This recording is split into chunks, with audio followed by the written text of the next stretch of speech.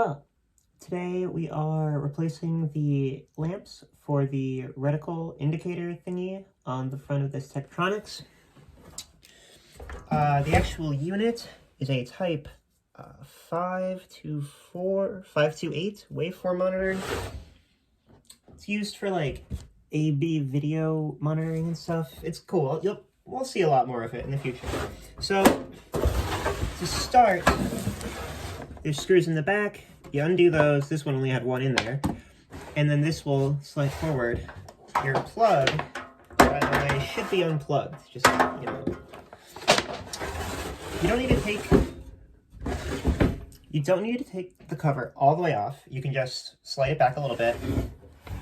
If you flip it, oh, shit.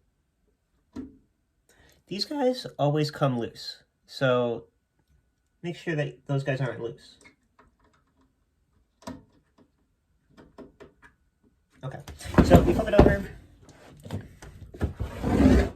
There are these guys here. There is a single screw holding them onto like a plate. So don't do all of them at once, or the plate will move out of place and it's really, really annoying to get it back. So here's the part with the lamp. It's got a little spacer around it. I assume that's for short protection. The old bulb, it is a JKL 386. There's some other number.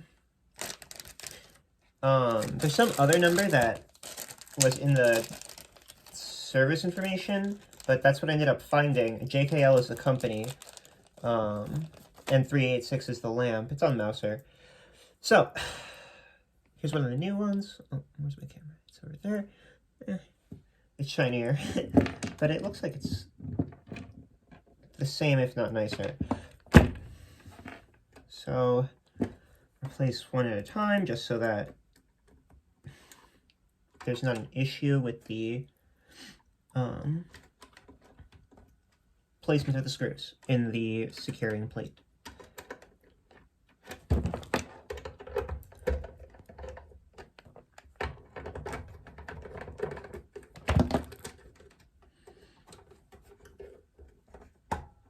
Oh, well, I just broke one of the wires, so. Okay, so I broke one of the wires. If that happens, just use a low temperature so you don't melt the wires more, and just tack it back on there. Make sure nothing's shorted, because these are really small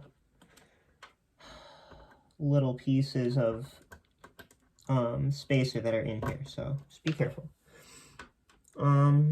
Okay, so last screw is going in.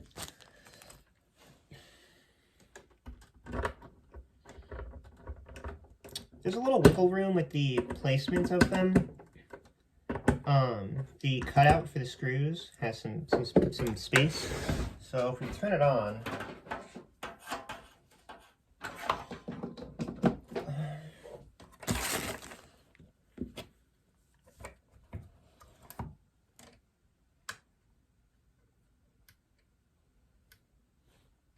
oh yeah, that's oh yeah, there it is.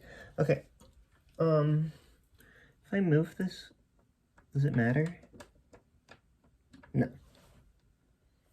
So that doesn't matter. That's just to make sure that they're there, I guess.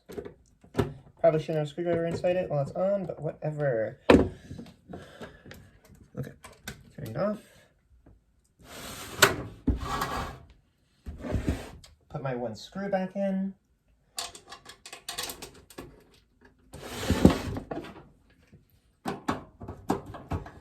I have another one of these units, and I want to put it in a half bay like rack thing, but they're really expensive. But it would be really cool because I have a cool rack that I want to use for like lab equipment, so we'll see. Okay.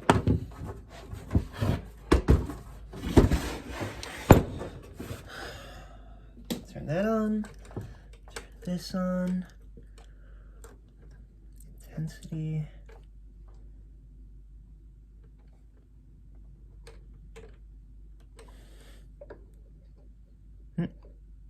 Okay, there's our beam. Yeah, that's pretty slick.